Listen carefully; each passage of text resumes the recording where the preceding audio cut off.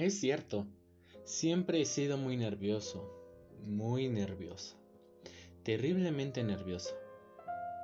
Pero ¿por qué afirman ustedes que estoy loco? La enfermedad había agudizado mis sentidos, en vez de destruirlos o embotarlos, y mi oído era el más agudo de todos. Oía todo lo que puede oírse en la tierra y en el cielo. Muchas cosas oí en el infierno. ¿Cómo puedo estar loco entonces? Escuchen y observen con cuánta cordura, con cuánta tranquilidad les cuento mi historia. Me es imposible decir cómo aquella idea me entró en la cabeza por primera vez, pero una vez concebida me acosó noche y día. Yo no perseguía ningún propósito, ni tampoco estaba colérico. Quería mucho al viejo. Jamás me habría hecho nada malo. Jamás me insultó. Su dinero no me interesaba. Me parece que fue su ojo. Sí, eso fue. Tenía un ojo semejante al de un buitre. Un ojo celeste y velado por una tela. Cada vez que lo clavaba en mí, se me helaba la sangre. Y así, poco a poco, muy gradualmente, fui decidiendo ir a matar al viejo y librarme de aquel ojo para siempre. Presten atención ahora. Ustedes me toman por loco, pero los locos no saben nada. En cambio, si hubieran podido verme, si hubieran podido ver con qué habilidad procedí, con qué cuidado, con qué previsión, con qué disimulo me puse a la obra. Jamás fui tan amable con el viejo que la semana antes de matarlo. Todas las noches, hacia las 12, hacía yo girar el picaporte de su puerta y la abría, oh, tan suavemente. Y entonces, cuando la abertura era lo bastante grande para pasar la cabeza, levantaba una linterna sorda, cerrada completamente, cerrada de manera que no hubiera ninguna luz, y tras ella pasaba la cabeza. Oh, ustedes hubieran reído al ver cuán astutamente pasaba la cabeza. La movía lentamente, muy lentamente, a fin de no perturbar el sueño del viejo. Me llevaba una hora entera introducirle completamente la cabeza por la abertura de la puerta hasta verlo tendido en su cama. ¿Eh? ¿Es que un loco hubiera sido tan prudente como yo? Y entonces, cuando la cabeza completamente dentro del cuarto, abría la linterna cautelosamente, oh, tan cautelosamente. Sí, cautelosamente iba abriendo la linterna, pues crujían las bisagras. La iba abriendo lo suficiente para que un solo rayo de luz cayera sobre el ojo de buitre.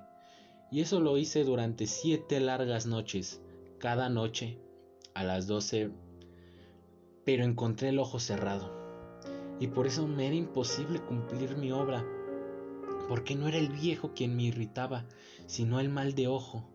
Y por la mañana, apenas iniciado el día, entraba sin miedo en su habitación y le hablaba resueltamente, llamándole por su nombre con voz cordial y preguntándole cómo había pasado la noche. Ya ven ustedes que tendría que haber sido un viejo muy astuto para sospechar que todas las noches, justamente a las 12, iba yo a mirarle mientras dormía. Al llegar la octava noche procedí con mayor cautela, mayor que de costumbre. Al abrir la puerta, el minutero del reloj se mueve con más rapidez de lo que se movía mi mano. Jamás antes de aquella noche había sentido el alcance de mis facultades, de mi sagacidad. Apenas logré contener mi presión de triunfo, pensar que estaba ahí, abriendo poco a poco la puerta, y que él ni siquiera soñaba con mis secretas intenciones o pensamientos. Me reí entre dientes ante esa idea, y quizá me oyó porque le sentí moverse repentinamente en la cama, como si se sobresaltara. Ustedes pensarán que me eché hacia atrás, pero no. Su cuarto estaba tan negro como la brea, ya que el viejo cerraba completamente las persianas por miedo a los ladrones. Yo sabía que le era imposible distinguir la abertura de la puerta, y seguí empujando suavemente, suavemente. Había ya pasado a la cabeza y me disponía a abrir la linterna, cuando mi pulgar resbaló en el cierre metálico y el viejo se enderezó en el lecho gritando: ¿Quién está ahí? Permanecí inmóvil sin decir nada. Durante una hora entera no moví ni un solo músculo, y en todo ese tiempo no oí que volviera a tenderse en la cama. Seguía sentado, escuchando. tal como yo lo habría hecho noche tras noche mientras escuchaba en la pared de los taladros cuyo sonido anuncia la muerte. Oí de pronto un leve quejido, y supe que era el quejido que nace del terror. No expresaba dolor o pena, oh no, era el ahogado sonido que brota del fondo del alma cuando el espanto la sobrecoge. Bien conocía yo bien ese sonido. Muchas noches, justamente a las 12, cuando el mundo entero dormía, surgió de mi pecho, ahondando con su espantoso eco los terrores que me enloquecían. Y repito que lo conocía bien, comprendí lo que estaba sintiendo el viejo y le tuve lástima, aunque me reía en el fondo de mi corazón. Comprendí que había estado despierto desde el primer leve ruido.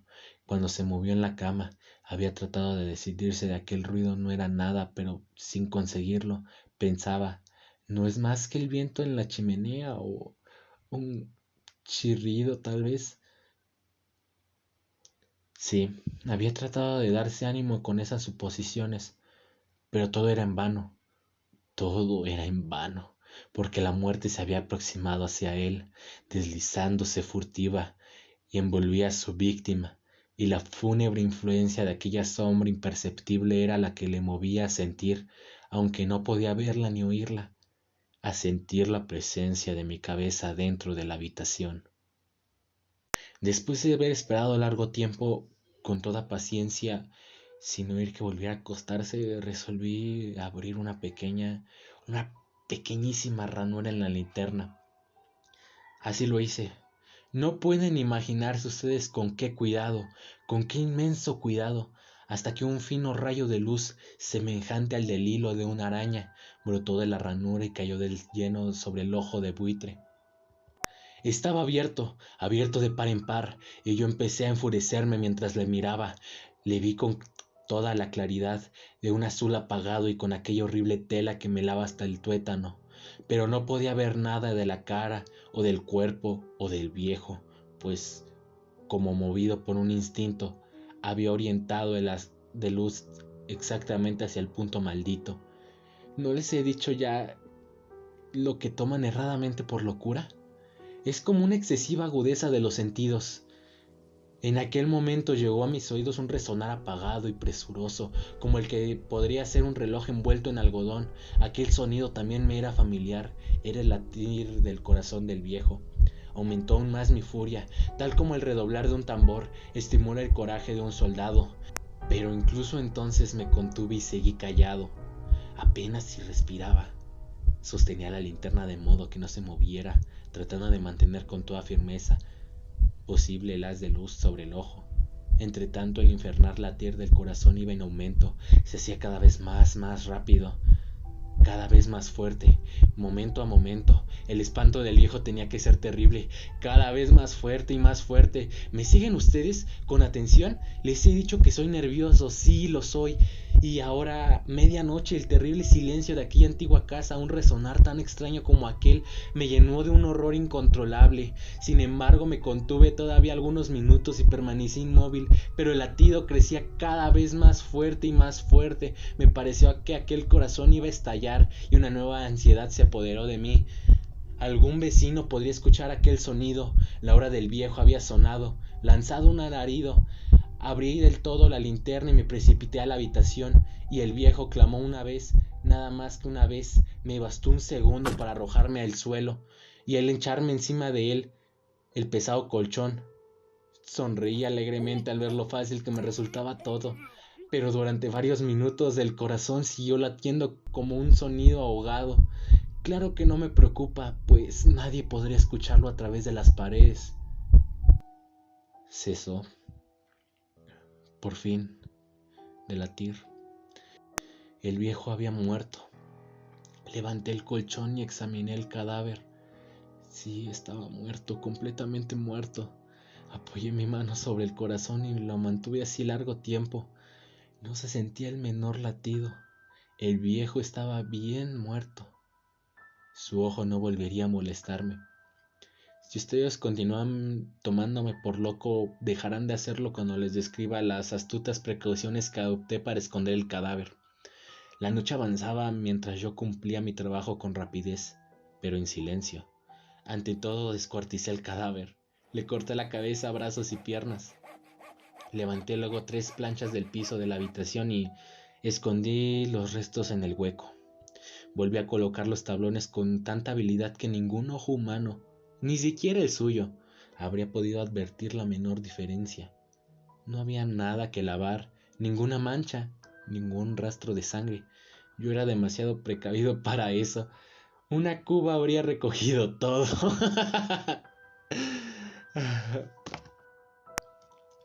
Cuando hube terminado mi tarea, eran las 4 de la madrugada, pero seguía tan oscuro como a medianoche en momentos en que se oían las campanadas de la hora.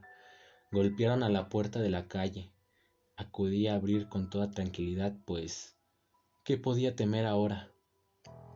Hallé 3 caballeros, que aunque se presentaron muy civilmente como oficiales de policía, durante la noche un vecino había escuchado un alarido, por lo cual se sospechaba la posibilidad de algún atentado. Al recibir este informe en el puesto de policía habían comisionado a los 3 agentes para que registraran el lugar. Sonreí, pues, ¿qué tenía que temer? Di la bienvenida a los oficiales y les expliqué que yo había tenido aquel grito durante una pesadilla. Les hice saber que el viejo se había ausentado a la campaña. Llevé a los visitantes a recorrer la casa y los invité a que revisaran bien. Finalmente acabé conduciéndolos a la habitación del muerto. Les mostré sus caudales intactos y como cada cosa se hallaba en su lugar, en el entusiasmo de mis confidencias traje sillas a la habitación y pedí a los caballeros que se descansaran allí de su fatiga. Mientras yo mismo, con la audacia de mi perfecto triunfo, colocaba mi silla en el exacto punto en el cual reposaba el cadáver de mi víctima. Los oficiales se sentían satisfechos. Mis modales los habían convencido. Por mi parte me hallaba perfectamente cómodo. Sentáronse y hablaron de cosas comunes mientras yo les contestaba con animación. Mas al cabo de un rato empecé a notar que me ponía pálido y decía que se marcharan. Me dolía la cabeza y creía percibir un zumbido en los oídos, pero los policías continuaban sentados y charlando. El zumbido se hizo más intenso, seguía resonando y cada vez era más intenso.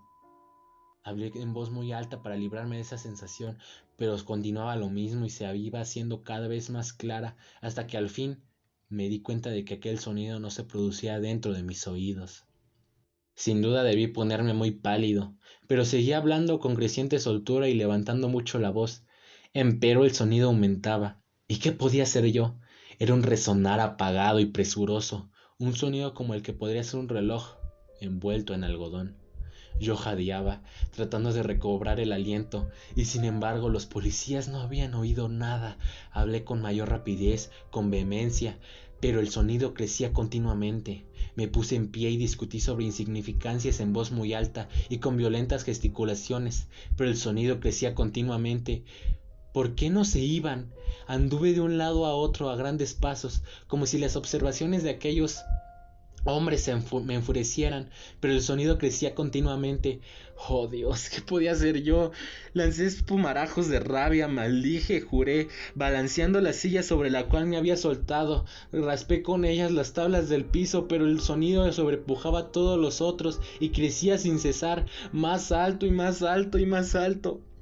Y entre tanto los hombres seguían charlando plácidamente y sonriendo. ¿Era posible que no oyeran? Santo Dios, no, claro que oían y que sospechaban, sabían que se estaban burlando de mi horror.